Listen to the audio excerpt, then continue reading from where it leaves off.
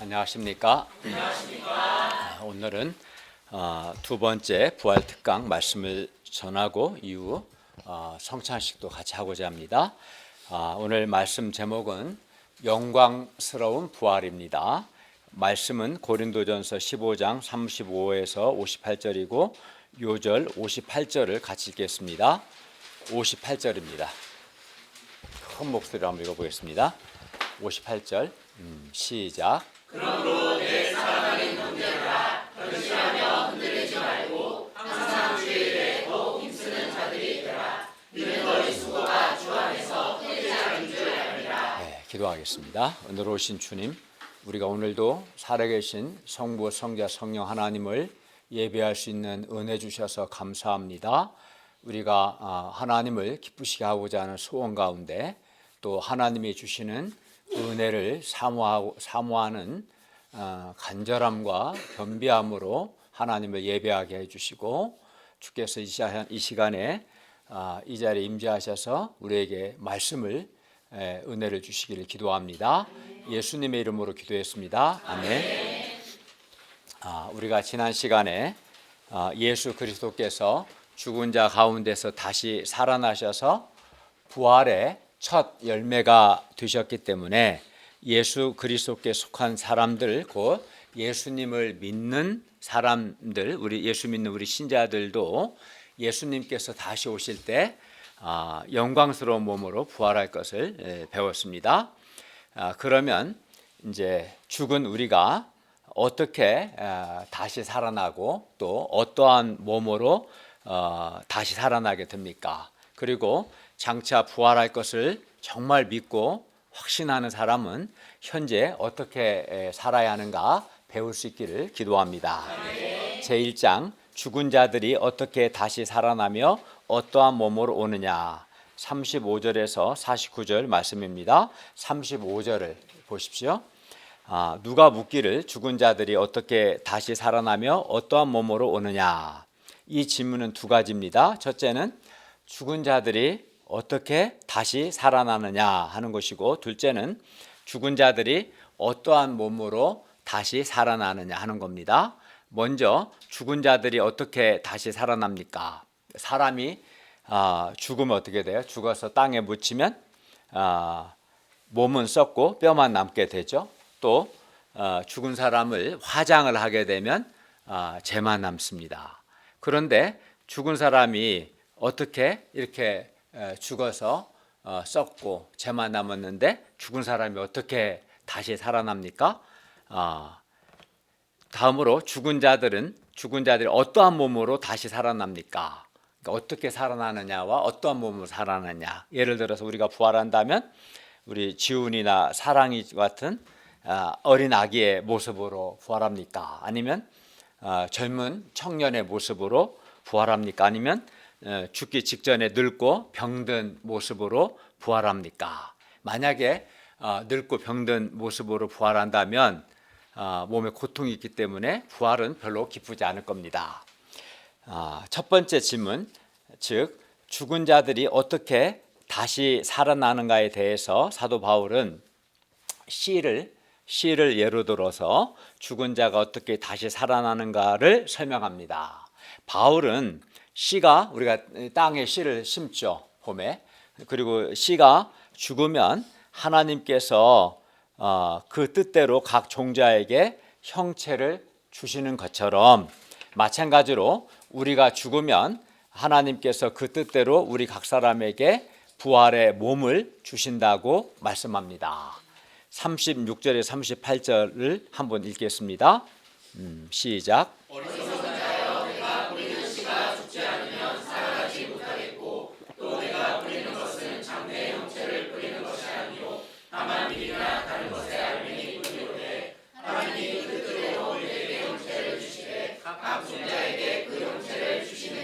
예, 37절과 38절을 보면 형체라는 말이 나오죠. 형체는 헬라어 소마로 몸을 가리킵니다.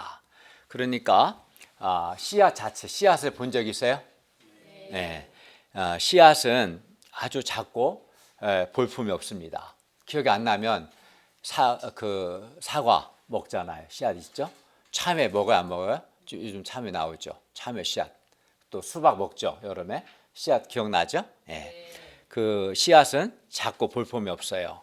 그러나 그 씨가 땅에 심겨지고 죽으면 하나님께서 그 뜻대로 각 종자에게 그 씨앗에게 형체를 주십니다. 그러니까 몸을 주시는 거죠. 예. 예를 들어 가령 개나리, 우리 요즘 개나리가 아주 예쁘게 폈죠. 개나리 씨앗에게는 개나리 꽃이라는 형체를 주십니다. 그러니까 우리가 뿌린 씨가 죽으면 하나님께서 그 뜻대로 각 씨, 즉 종자에게 그 형체를 주십니다. 이건 우리가 이해할 수 있죠, 그죠? 씨앗이 어떻게 다시 살아날 수 있는가 생각할 수 있지만 씨앗이 땅에 심겨져 죽으면 하나님이 그 뜻대로 각 씨앗, 각 종자에게 형체를 주신다는 것을 우리가 확실하게 경험하고 있습니다. 이렇게 죽은 씨앗이 각각의 형체로 부활하듯이 죽은 우리의 몸도 부활합니다. 그러니까 부활하기 전 현재 우리 몸, 이제 이거를 육의 몸이라고 표현합니다. 부활의 몸과 부활하기 전의 몸을 부활하기 전에 현재 몸을 육의 몸, 부활의 몸을 뭐 신령한 몸, 영의 몸 이렇게 부르는데 부활하기 전 현재 우리 육의 몸은 씨앗의 비유로 말하면 뭐에 해당되겠어요? 씨에 해당되는 거죠. 그죠? 씨가 심겨져 죽으면 하나님이 그 뜻대로 형체를 주시듯이 현재 우리 육의 몸은 씨에 해당하고, 그리하여 씨가 죽으면 하나님께서 그 뜻대로 각 씨에게 각각의 형체를 주시는 것처럼 현재 부활하기 전에 현재 우리 육의 몸이 죽으면 하나님께서 그 뜻대로 우리 각 사람에게 각각의 부활의 몸을 주십니다. 바울은 39절부터 41절에서 여러 종류의 몸이 있는 것처럼 여러 종류의 몸에 대해서 말해요. 그 이유는 뭐냐면 마찬가지로 부활의 몸도 있다는 것을 말하기 위해서입니다. 그리고 42절부터 44절에서는 부활의 몸의 성격에 대해서 말씀하고 45절부터 49절에서는 예수 그리스도께 속한 자는 부활하신 예수 그리스도와 같은 부활의 몸을 입게 됨을 말씀합니다. 그리고 50에서 58절에서는 다시 한번 우리 신자들이 반드시 부활할 것을 말씀하고, 따라서 부활을 믿고 부활을 확신하고 소망하는 사람은 현재 어떻게 살아야 하는가 결론적인 권면을 말씀합니다. 먼저 바울은 39절에서 41절에서 여러 종류의 몸, 형체, 몸이 있음을 말씀합니다. 여기서 39절의 육체나 40절 형체 다 몸을 가리키는 표현이에요. 생명이 있는 몸을 가리킬 때는 바울이 육체라는 단어를 썼고, 해와 달과 별처럼 생명이 없는 몸을 가리킬 때는 형체를 써서 좀 구분했지만 어쨌든 다 몸을 가리키는 표현입니다. 형체나 육체나. 몸은 여러 종류가 있어요. 가령 이제 육체 중에서도 사람의 몸도 있죠. 또 짐승의 몸, 짐승도 여러 종류가 있잖아요. 짐승의 몸도 있고 또 새의 몸, 새도 사실 여러 종류입니다. 정말 다양한 몸이 있어요. 물고기의 몸도 있는데 물고기도 정말 종류가 많아요. 또 이렇게 생명이 있는 몸만 있는 게 육체만 있는 게 아니라 형체, 즉 하늘에 속한 형체, 하늘에서도 해도 있고 달도 있고 별도 있고, 별도 크기가 다 다르죠. 이렇게 하늘에 속한 형체도 있고 또 땅에 속한 형체, 땅에 속한 형체는 이제 사람과 짐승에 해당되겠죠. 바다에 속한 형체는 물고기에 해당되겠죠. 그러니까 뭘 말합니까? 어디에 존재하느냐에 따라서 각각의 그 존재 환경에 따라서 각각의 몸이 있고 그 몸이 다 다르죠. 그러니까 하늘에 존재하는 새는 어때요? 새는 하늘에 존재하니까 뭐가 있어야겠어요? 날개가 있다, 날개. 그죠? 물고기는 물속에 존재하니까 뭐 지느러미 같은 게 있어야겠죠? 우리는 지느러미나 날개 필요 없죠. 우리는 다리가 튼튼해야 돼, 다리가. 걸어다녀야 하니까. 그죠? 그러니까 예를 들어 물속이라는 환경에 존재하는 물고기의 몸과 하늘이라는 환경에 존재하는 새의 몸이 다릅니다. 그러니까 바울이 이렇게 각각 어디에 존재하느냐, 존재 환경에 따라 여러 종류의 몸이 있음을 말하는 이유는 이와 같이 예수님께서 다시 오신 후에 하나님 나라 즉 새 하늘과 새 땅이라는 그 환경에 적합한 부활의 몸도 있다는 것을 말하기 위해서입니다. 그러니까 지금 하늘같이 우리 창세기 1장 1절에서 태초에 하나님 천지를 창조하셨죠. 이거를 이제 우리가 보통 처음 하늘과 처음 땅 이렇게 표현하고 우리가 예수께서 다시 오셔서 영광스러운 몸으로 부활하고 부활해서 살게 될 그 땅을 이제 처음 하늘과 처음 땅과 대조해서 새 하늘과 새 땅 이렇게 표현해요. 지금 이제 처음 하늘과 처음 땅, 지금 우주와 지금 공간에 사는 우리의 몸을 가리켜 육의 몸. 지금 몸은 지금 하늘과 지금 땅에 적합한 몸이에요. 지금 몸은 썩어야 안 썩어요. 또 다 썩죠. 지금 하늘과 지금 땅은 지금 몸이 안 썩으면 다 썩는데 남 안 썩으면 그것도 피곤한 일이 될 거예요. 근데 하나님 나라 새 하늘과 새 땅은 썩지 않아요. 죽지도 않아요. 그래서 새 하늘과 새 땅에서는 지금 육의 몸으로는 못 살아요. 새 하늘과 새 땅에서 살려면 부활의 몸을 입어야 돼.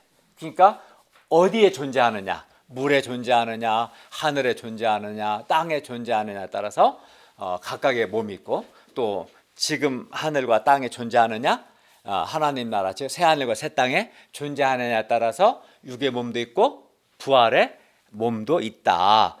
이것을 말씀하는 겁니다. 이해 가시죠? 네. 예. 그러니까 우리가 이렇게 어디 존재하느냐에 따라서 이제 그 하나님께서 그 뜻대로 그 존재 환경에 맞는 몸을 주십니다. 한마디로 하나님 나라 즉 새 하늘과 새 땅이라는 존재 환경에 맞는 부활의 몸도 있다는 것을 말씀하는 거예요.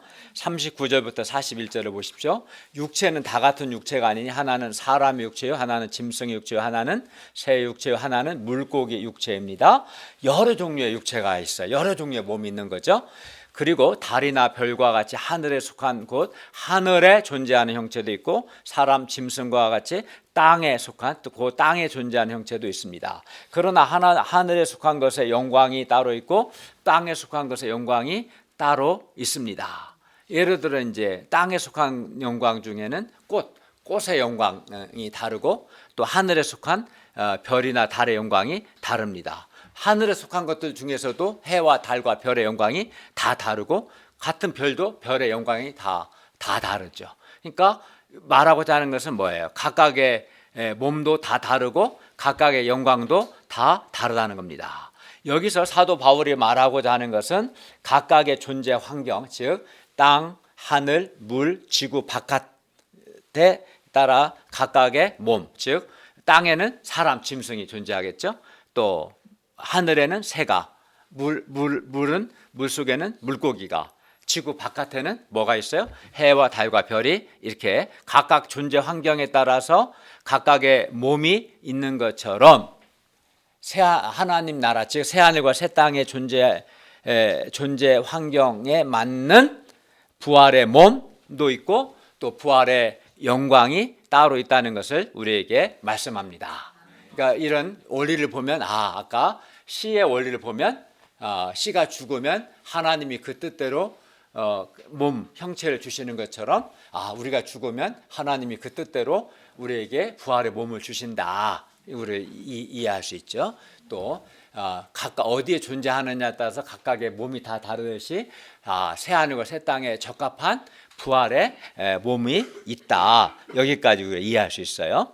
우리가 씨를 심으면 하나님이 그 뜻대로 각각의 씨에게 각각의 형체를 주십니다. 개나리 씨에게는 개나리 꽃을 주시고 목련 씨에게는 목련 꽃을 주십니다.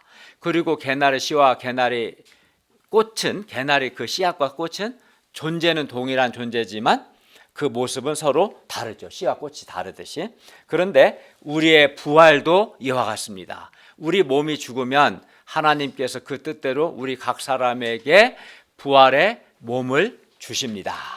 그리고 지금의 나와 부활의 나는 동일한 존재겠어요? 다른 존재겠어요? 동일한 존재죠. 왜냐하면 내가 부활하는 거니까. 부활할 때 의식이 다 있죠. 오늘 예배 드린 이걸 기억할 수 있겠어요? 없겠어요? 있죠. 예, 눈을 크게 뜨고 보는지 저희는 다 기억하죠. 그러나 지금의 나의 모습과 부활한 나의 모습은 마치 씨와 그 씨의 형체가 다르듯이 서로 다르죠. 근데 부활의 몸의 모습은 우리가 알아요, 몰라요? 모르죠. 이제 그렇죠? 아마 이제 이런 심정이었던 것 같아요. 최근에 태어난 아이가 사랑이하고 지훈이잖아요. 그 엄마 아빠는 아기가 뱃속에 있을 때 어떻게 생기는가 궁금해 안 궁금해요? 되게 궁금하죠. 태어나거나 이런 애구나 이런 것처럼 나중에 우리의 부활의 몸도 지금은 궁금하지만 이제 나중에 알 수 있겠죠. 네. 그리고 지금의 몸과 부활의 몸은 그 모습만 다른 게 아니라 몸의 성격도 다릅니다. 그러므로 20대의 몸으로 부활하느냐 30대의 몸으로 부활하느냐 하는 말은 씨를 심었는데 그 씨가 어떤 씨로 살아나느냐. 씨를 심으면 형체가 나오는 거지 씨가 나오는 건 아니잖아요.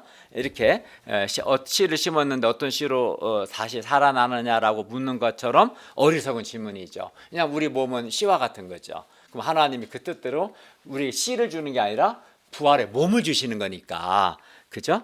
그 부활의 몸은 마치 씨와 개나리 씨앗과 개나리의 꽃이 다르듯이 현재의 몸과 부활의 몸은 다르겠죠. 하나님께서 그 뜻대로 각 종자, 각 씨, 각 알맹이에게 씨와는 전혀 다른 형체 몸을 주십니다. 마찬가지로 하나님께서 그 뜻대로 우리 각 사람에게 지금의 몸과는 전혀 다른 영광스러운 부활의 몸을 주실 것입니다. 그러면 장차 우리가 부활하게 될 부활의 모습, 부활의 몸의 모습은 알 수 없지만 부활의 몸의 성격은 알 수 있어요. 어떠할까요? 부활의 몸은 현재 우리의 지금의 몸을 육의 몸이라고 표현할 수 있는데 육의 몸과 부활의 몸은 그 성격이 완전히 다릅니다. 42절부터 44절은 장차 우리가 부활하게 될 부활의 몸의 성격에 대해 말씀합니다. 우리가 지금 장차 부활하게 될 부활의 몸의 구체적인 내 모습을 알 수는 없어요. 그러나 장차 내가 부활하게 될 부활의 몸의 성격은 알 수 있어요. 42절부터 44절을 한번 같이 읽어볼까요? 시작. 죽은 자의 부활도 그와 같으니 썩을 것으로 심고 썩지 아니할 것으로 다시 살아나며 욕된 것으로 심고 영광스러운 것으로 다시 살아나며 약한 것으로 심고 강한 것으로 다시 살아나며 육의 몸으로 심고 신령한 몸으로 다시 살아나니 육의 몸이 있을즉 또 영의 몸도 있느니라. 여기서 심고 다시 살아나며가 반복되죠. 부활은 씨가 죽고 다시 살아나는 원리와 같습니다. 우리가 육의 몸을 심으면 부활의 몸으로 다시 살아납니다. 그리고 부활하기 전의 몸과 부활한 후의 몸은 아주 대조적입니다. 부활하기 전인 현재 우리 몸은 썩고 욕되고 약한 그 육의 몸입니다. 현재 우리 몸은 결국 다 언젠가는 썩습니다. 우리의 외모는 시간이 지나면 늙고 쭈글쭈글해지다가 결국은 죽고 썩어 없어지게 됩니다. 젊었을 때는 아주 건강하고 그래 몸짱이고 얼짱이었던 사람들의 몸도 언젠가는 썩고 죽습니다. 또 머리가 좋고 능력 많은 사람들의 몸도 썩습니다. 그리고 우리 몸이 썩는다는 이 사실을 우리가 조금만 진지하게 생각해 보면 정말 슬프고 허무합니다. 잘 생각이 안 드시면 주변에 연세가 많으신 할아버지나 할머니를 보시면 이게 나의 미래다 이런 생각할 겁니다. 그것도 감사하죠. 그러나 그 나이를 못 채우고 우리가 죽을 수도 있는 거예요. 그거를 생각을 안 할 뿐이지 우리 몸이 썩는다는 것은 부인할 수 없는 사실입니다. 다음으로 우리 몸은 욕됩니다. 여기서 욕되다는 것은 죄악되다는 뜻입니다. 우리는 자주 죄에 넘어집니다. 우리 마음은 거룩하고 순결한 삶을 살고 싶으나 우리는 반복해서 죄에 넘어집니다. 그래서 이런 자신을 바라볼 때 우리 몸은 욕되다라는 것을 인정하지 않을 수 없습니다. 다음으로 우리 몸은 약합니다. 그래서 무리를 하게 되면 피곤하고 아픕니다. 아주 작은 감기 바이러스 하나만 침투해도 알아눕게 됩니다. 암세포가 얼마나 작겠어요. 세포인데 그 작은 암세포 하나 때문에 생명을 잃을 수도 있습니다. 우리 몸은 이렇게 약합니다. 나이를 먹으면 먹을수록 몸이 약하다는 것을 우리는 깊이 경험합니다. 물론 강해지려고 뭐 영양제도 먹고 좋은 음식도 먹고 다이어트도 하고 운동도 하지만 아무리 해도 한계가 있는 거죠. 그죠? 그리고 우리 몸이 이렇게 썩고 욕되고 약하다는 것을 깊이 경험하면 경험할수록 우리는 썩지 않고 영광스럽고 강한 부활의 몸을 더욱 소망하게 됩니다. 우리 몸은 또 육의 몸입니다. 여기서 육의 몸은 부활하기 전 지금 몸으로서 육의 몸은 우리 몸 안에 죄의 수욕과 죄의 욕망이 있습니다. 그런데 육의 몸이 신령한 몸, 44절에 그 신령한 몸이나 영의 몸은 같은 뜻이에요. 신령한 몸, 영의 몸으로 육의 몸이 다시 살아납니다. 여기서 신령한 몸, 영의 몸은 부활의 몸으로서 죄의 소욕이 전혀 없고 성령의 완전한 지배를 받는 성령 충만한 몸입니다. 그래서 신령한 몸, 즉 영의 몸은 성령 충만한 몸이기 때문에 당연히 죄를 경험하지 않습니다. 그러니 지금과 같이 죄와 싸우는 부단한 영적인 투쟁을 할 필요가 전혀 없습니다. 이렇게 현재 우리 몸은 근본적으로 썩고 욕되고 약한 육의 몸입니다. 그러나 이러한 썩는 몸이 썩지 않는 몸으로 또 다시 살아나고 욕된 몸이 영광스러운 몸으로 다시 살아나고 또 약한 몸이 강한 몸으로 다시 살아나고 육의 몸이 신령한 몸, 즉 영의 몸, 성령 충만한 몸으로 다시 살아납니다. 죽음으로 끝나지 않습니다. 물론 예수 믿지 않는 사람도 부활합니다. 잠깐 이따 언급하겠어요. 우리가 부활의 몸의 구체적인 모습을 알 수는 없으나 부활의 몸은 변하지 않죠. 우리는 태어난 아기부터 20대, 30대 얼굴이 변하잖아요. 근데 부활의 몸은 변하지 않겠죠. 일정하겠죠. 그 부활의 몸의 구체적 모습을 현재 우리가 알 수는 없지만 부활의 몸의 성격은 방금 본 것처럼 알 수 있습니다. 부활의 몸은 썩지 않고 또 죄의 소욕이 없고 약하지 않고 강하고 성령 충만한 몸입니다. 부활의 몸은 더 이상 썩지 않습니다. 늙지 않습니다. 죽지 않습니다. 영원합니다. 그리하여 더 이상 죽음으로 인한 슬픔이나 두려움이나 허무가 없습니다. 부활의 몸은 또 욕되지 않습니다. 더 이상 죄의 도구가 되지 않습니다. 부활의 몸은 또 강합니다. 전혀 피곤하지도 않고 아프지도 않고 질병에 걸리지도 않습니다. 그래서 새하늘과 새 땅에는 병원이 필요해요? 안 필요해요? 안 필요하죠. 의사도 필요 없어요. 공부 열심히 해서 의사 갈 이유가 하나도 없는 거예요. 부활의 몸은 죄의 소욕이 없고 성령의 완전한 지배를 받는 성령 충만한 몸, 신령한 몸, 영의 몸입니다.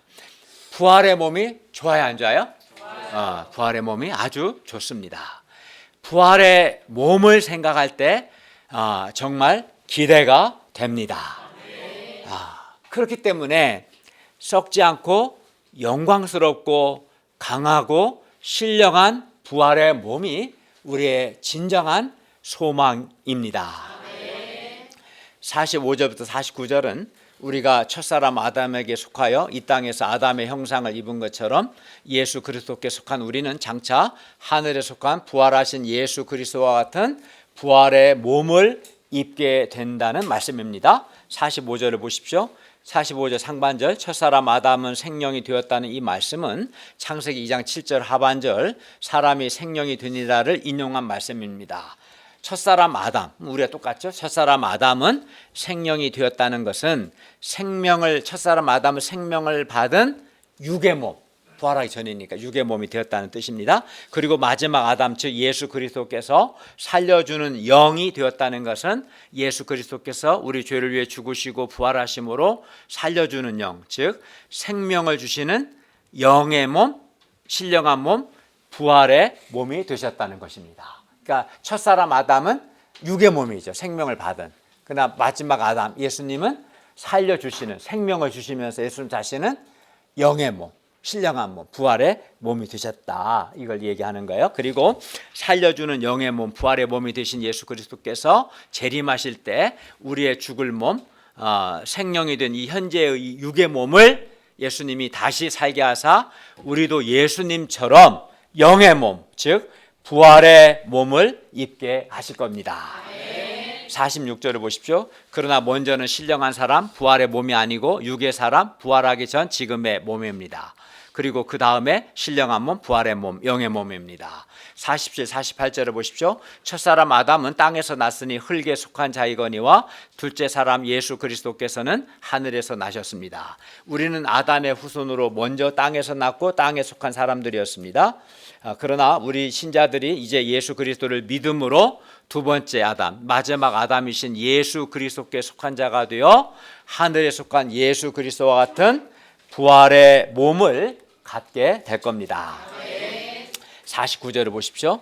우리가 흙에 속한 자, 즉 첫사람 아담의 형상, 즉 육의 몸을 입은 것처럼 또한 하늘에 속한 이, 즉 예수 그리스도의 형상, 즉 부활의 몸을 입게 됩니다. 우리에게 예수 그리스도 안에서 썩지 않고 영광스럽고 강하고 죄의 소욕이 없는 성령 충만한 부활의 몸을 주시는 하나님께 감사와 찬송을 드립니다. 누가 우리에게 이런 몸을 줄 수 있겠어요? 우리가 육의 몸 위해서도 아프고 병들 때 나에게 조금만 건강을 줘도 얼마나 감사하겠어요. 그러나 그 육의 몸은 또 아파요. 또 나이 먹고 늙고 병들고 그걸 막을 수는 없는 거예요. 사실은 비참한 거죠. 그래도 그 육의 몸을 좀만 건강해줘도 막 돈 많이 내고 치료 받아야 하잖아요. 그죠? 그래도 감사한데 하나님은 우리에게 썩지 않고 강하고 영광스럽고 신령한 부활의 몸을 은혜로 주십니다. 썩지 않고 영광스럽고 강하고 성령 충만한 이 부활의 몸보다 더 좋은 것은 세상에 없습니다. 여러분 아무리 생각해 보세요. 열을 생각해도 썩지 않고 강하고 또 성령 충만한 영광스러운 이 부활의 몸보다 좋은 것은 없다는 것을 알게 될 겁니다. 세상 그 어떤 것도 그 어떤 영광도 이 부활의 몸보다 더 좋지는 않습니다. 우리에게 영광스러운 이 부활의 몸이라는 가장 좋은 것, 최고의 것, 최상의 것을 주시는 하나님께 감사를 드립니다. 그것도 값없이 예수 믿는 자에게 은혜로 주십니다. 제2장 항상 주의 일에 더욱 힘쓰는 자들이 되라. 50에서 58절 말씀입니다. 50절을 보십시오. 혈과 육, 즉 육이 현재 육의 몸은 하나님 나라 새하늘과 새 땅을 이어받을 수 없고 또한 썩는 것은 썩지 아니하는 것을 유업으로 받지 못합니다. 존재 환경에 맞는 몸으로 바뀌어야 하니까, 그죠?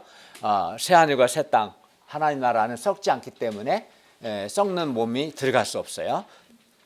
우리 신자들이 세상에서는 혈과 육의 몸을 입고 살지만 썩을 수밖에 없는 이 혈과 육의 몸으로는 썩지 않는 하나님 나라, 즉 새하늘과 새 땅을 유업으로 받을 수 없습니다. 그러므로 우리가 하나님 나라, 즉 새하늘과 새 땅을 유업으로 받기 위해서는 우리가 반드시 썩지 않는 신령한 몸, 즉 부활의 몸으로 우리 몸이 변화되어야 합니다. 그러면 언제 그 일이 일어납니까? 언제 우리 몸이 썩지 않는 부활의 몸으로 변화됩니까? 51에서 53절을 보십시오.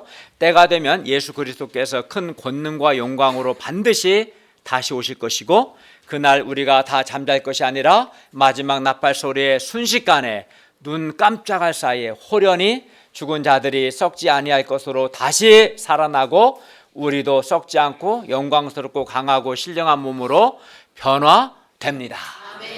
그렇기 때문에 이 날은 우리 신자들에게는 최고의 순간이고 가장 영광스러운 순간이 될 것입니다. 우리가 썩지 않고 강하고 영광스러운 몸으로 순식간에 변화됩니다. 생각만 해도 너무나 좋습니다. 주님은 약속을 지키셔요.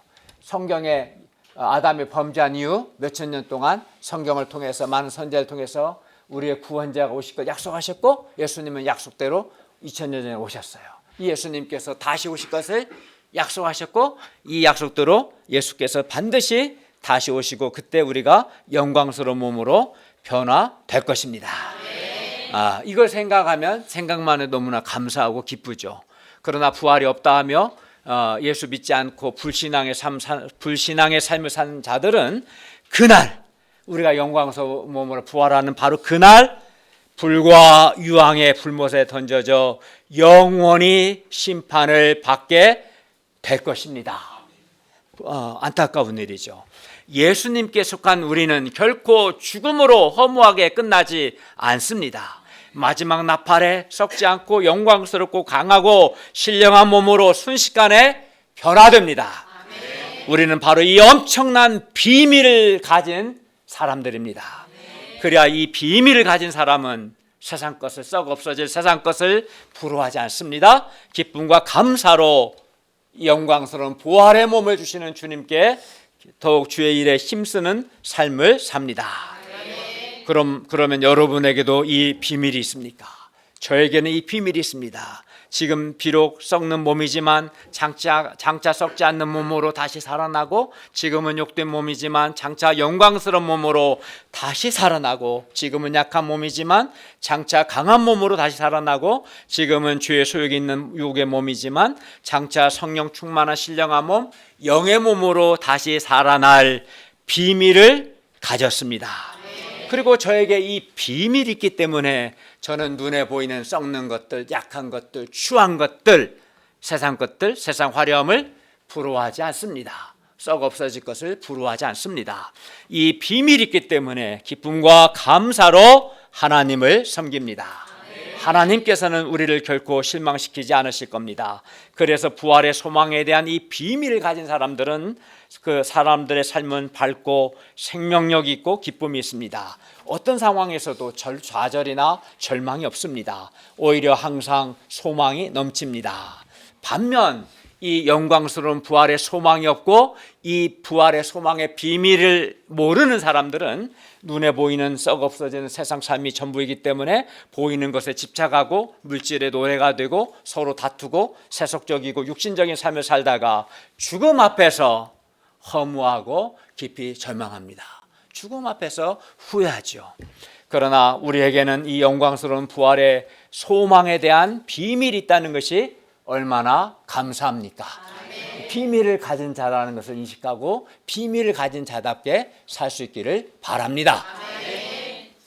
54절을 보십시오. 이 썩을 것이 썩지 아니함을 입고 이 죽을 것이 죽지 아니함을 입을 때에는 사망을 삼키고 이기리라고 기록된 말씀이 이루어집니다. 이에 바울은 감격하여 외치고 있습니다. 55, 56절을 다 같이 읽겠습니다. 시작. 사망아 너의 승리가 어디 있느냐? 사망아 내가 쏘는 것이 어디 있느냐? 사망이 쏘는 것은 죄요 죄의 권능은 율법이라.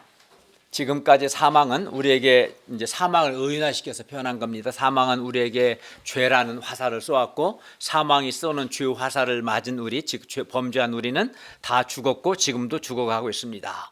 사망의 능력은 죄에서 나오고 율법에 기초합니다. 사망이 왕노릇하게 된 것은 죄 때문이고 죄의 정죄는 율법에 근거합니다. 그러나 하나님께서 우리 주 예수 그리스도로 말미암아 우리에게 죽음에 대한 승리를 주셨습니다.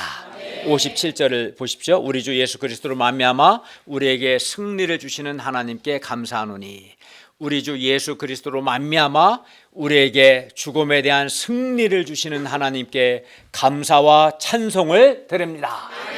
우리 힘으로는 어떻게 죽음을 이길 수 있겠습니까? 다 죽습니다. 우리 힘으로는 죽음을 이길 수 없지만 예수 그리스도로 말미암아 죽음에 대한 승리를 주시는 하나님께 감사를 드립니다. 우리 예수 그리스도께서는 우리 죄를 위해 우리 대신 십자가에서 죽으심으로 우리의 죄 문제를 해결해 주셨고, 부활의 첫 열매가 되셔서 우리에게 영광스러운 부활의 소망을 주셨습니다. 그리하여 우리 신자들은 예수 그리스도로 말미암아 죽음에 대해서 승리를 하게 되었습니다. 그러므로 죽음을 이긴 우리 신자들은 근본적으로 승리자들입니다. 여러분, 세상에서 돈도 없고 권력도 없고 원하는 것을 다 얻었을지라도 죽음을 이기지 못한다면 그는 결코 승리자가 될 수 없습니다. 결국은 불과 유황이 타는 불못에 던져질 자를 어떻게 승리자라고 말할 수 있겠습니까? 겉으로는 승리자인 것 같지만 실상은 그는 패배자요 실패자입니다. 반면 예수 그리스도를 믿는 자들은 주님과 복음 역사를 위해서 많은 고난을 받고 때로 사람들로부터 무시와 오해를 받아서 겉보기에는 패배자요 실패자처럼 보일 때도 있어요. 그러나 실상은 죽음을 이긴 우리는 승리자들입니다. 그러므로 죽음을 이긴 우리는 진정한 승리자들입니다. 예수 그리스도로 말미암아 우리에게 죽음에 대한 승리를 주시는 하나님께 감사를 드립니다. 그러면 이렇게 예수 그리스도로 말미암아 승리를 주시고 장차 썩지 않고 영광스럽고 강한 부활의 몸을 주시는 하나님을 향해서 우리 신자들은 이 땅에서 어떤 삶을 살아야 합니까? 58절을 보십시오. 우리는 견실하며 흔들리지 말고 항상 주의 일에 더욱 힘쓰는 자들이 되어야 합니다. 왜냐하면 첫째는 주님께서 우리를 죄와 죽음에서 구원하시고 영광스러운 부활을 통해 우리에게 승리를 주셨기 때문이고, 둘째는 주 안에서 우리의 수고가 결코 헛되지 않기 때문입니다. 우리의 수고가 헛되지 않기 때문입니다. 우리가 주와 복음 역사를 위해서 수고하지만 당장은 수고한 만큼 눈에 보이는 열매가 없을 때가 있습니다. 반면 부활의 소망이 없는 사람들은 마음과 시간과 노력을 주로 돈 벌거나 세상에서 성공하는 데에 투자하고 그렇게까지 열심히 하니까 그 결과 젊은 나이에 돈도 많이 벌고 때로 좋은 집도 사고 좋은 차도 사고 세상에서 잘 나가고 세상에서 성공한 것 같습니다. 이때 우리는 이런 사람들이 부럽기도 하고 부활의 믿음과 소망 가운데 항상 주의 일에 힘쓰는 믿음의 삶에 대해서 회의와 손해의식이 들고 흔들릴 수 있습니다. 그러나 우리는 이때 견실하며 흔들리지 않아야 합니다. 왜 그렇습니까? 왜냐하면 우리 수고가 주 안에서 결코 헛되지 않기 때문입니다. 주님께서 우리의 수고를 다 보상해 주십니다. 물론 세상에서의 수고도 보상이 있고 영광이 있긴 합니다. 열심히 공부하면 좋은 대학에 입학하거나 또는 좋은 직장에 취직합니다. 열심히 일하고 성실하게 살면 돈을 많이 벌어 세상에서 편하고 화려하게 살 수 있습니다. 또 세상에서 성공할 수도 있습니다. 세상에서의 수고도 이렇게 보상이 있고 영광이 있어요. 그래서 많은 사람들이 세상 수고에 보상이 있고 영광이 있기 때문에 마음과 시간과 노력을 다하지 않겠습니까? 그러나 문제는 세상 수고에 이렇게 보상이 있는 건 사실이지만 문제는 이러한 세상의 보상과 세상 영광은 죽음과 함께 모두 사라진다는 것입니다. 모두 사라진다는 거예요. 모든 육체는 풀과 같고 그 모든 영광은 풀의 꽃과 같으니 풀은 마르고 꽃은 떨어집니다. 지금 산수유 보면 주변에 개나리, 목련, 벚꽃이 매우 아름답지만 여러분 한 달 후만 지나면 이 아름다운 꽃들이 다 떨어질 것입니다. 계속 아름답지 않아서 떨어집니다. 마찬가지로 풀이 마르듯 우리 인생도 마르고 늙고 병듭니다. 꽃이 떨어지듯이 인생의 영광도 언젠가는 떨어집니다. 우리 교수님 젊었을 때 서울대 나오고 기자시고 중앙대학교 철학 교수님이지만 지금은 할아버지입니다. 그냥 노인입니다. 네. 그 현직에 있을 때죠. 영광도. 우리가 온 마음을 들이고 자신의 인생을 들여서 수고하고 얻은 세상 것들이 그 화려한 것들이 나중에 죽음과 함께 다 사라진다면 얼마나 허무하겠습니까? 여러분 그 대학 그 레포트 쓸 때 다 열심히 한 5시간 동안 작업했는데 저장 안 해갖고 전원이 나가서 날아가 버리면 되게 허무하잖아요. 그렇죠? 얼마나 허무하겠어요. 예? 그리고 무엇보다 이런 세상 수고에 대해서는 주님의 보상이 없어요. 주님을 위한 수고가 아닌 세상의 한 수고에 대해서는 주님이 보상하시지 않습니다.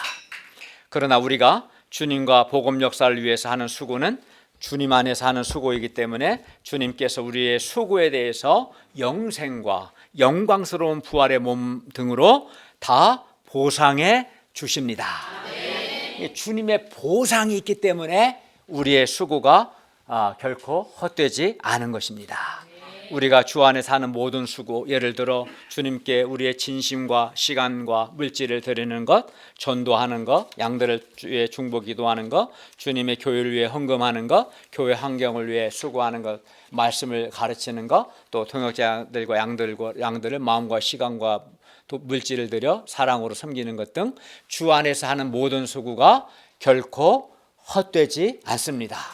주 안에서 하는 수고는 반드시 주님의 보상이 있습니다. 죽음으로도 없어지지 않습니다. 오히려 죽음 후에 더 영광스럽게 빛이 날 겁니다. 그러나 세상 수고는 죽음과 함께 다 사라지고 말 겁니다. 어떤 사람이 이제 연금을 한 3, 40년 동안 부었어요. 열심히 정말 국민연금을 부었는데 나 연금 이렇게 수령 시기가 됐는데 그에 암 걸려 죽었어요. 그리고 아무 푼도 못 받아요. 그 얼마나 억울한 거지. 억울하지 않겠어요? 그러나 세상 수고는 그뿐만이 아닙니다. 죽음과 함께 다 사라집니다. 그러나 주 안에 사는 수고는 반드시 주님의 살아계신 주님의 보상이 있습니다. 우리가 주 안에 사는 모든 수고는 우리 몸의 영광스러운 부활을 통해 다 보상을 받기 때문에 결코 헛되지 않습니다. 결코 손해보지 않습니다. 부활은 많은 돈이든 사람들의 인정과 칭찬이든 편하고 화려한 삶이든 그 모든 것을 다 능가합니다. 부활보다 더 좋은 것은 없습니다. 부활보다 더 좋은 보상도 없습니다. 부활은 최고의 보상입니다. 반면 우리가 주의 일에는 힘쓰지 않고 자기 일에만 힘쓰는 삶을 살면 하나님께 인색하고 예배도 늦게 오고 하나님께 시간 드리는 거 아까워하고 물질 드리는 거 아까워하고 그렇게 인생을 살면 풀이 마르듯 언젠가 자신의 인생이 마르고 꽃이 떨어지듯 언젠가 인생 영광이 떨어질 때 그 인생에는 우리 인생에 남는 것이 하나도 없습니다. 아무것도 없어요. 정말 허무합니다. 그러므로 우리가 견실하며 흔들리지 말고 항상 주의 일에 더욱 힘쓰는 자들이 되기를 기도합니다. 결론입니다. 우리 몸의 영광스러운 부활은 우리가 이 땅에서 주와 복음 역사를 위해 수고하고 헌신한 모든 삶을 다 보상해 주고도 남습니다. 부활은 최고의 보상이고 가장 좋은 보상입니다. 그렇기 때문에 주 안에서의 수고는 결코 헛되지 않습니다. 우리가 이것을 믿고 견실하며 흔들리지 말며 항상 주의 일에 더욱 힘쓰는 자들이 될 수 있기를 간절히 기도합니다. 기도하겠습니다. 은혜로우신 주님, 우리가 죽음과 함께 끝나지 않고 우리에게 영광스러운 부활에 있고 이것이 진정한 보상임을 가르쳐 주셔서 감사합니다. 죽음 앞에서도 결코 어둡지 않고 허무하지 않는 이런 삶을 살게 해 주셔서 감사합니다. 영원한 가치가 있는 삶, 생명력 있는 삶, 밝은 삶을 살게 해주신 주님께 감사합니다. 우리가 세상 영광이나 세상 화려함은 죽음과 함께 썩어 없어질 것임을 알고 주 안에서의 수고는 반면 헛되지 않음 알고 주님을 위해서 사는 자들이 되게 하여 주시옵소서. 예수님의 이름으로 기도했습니다. 아멘.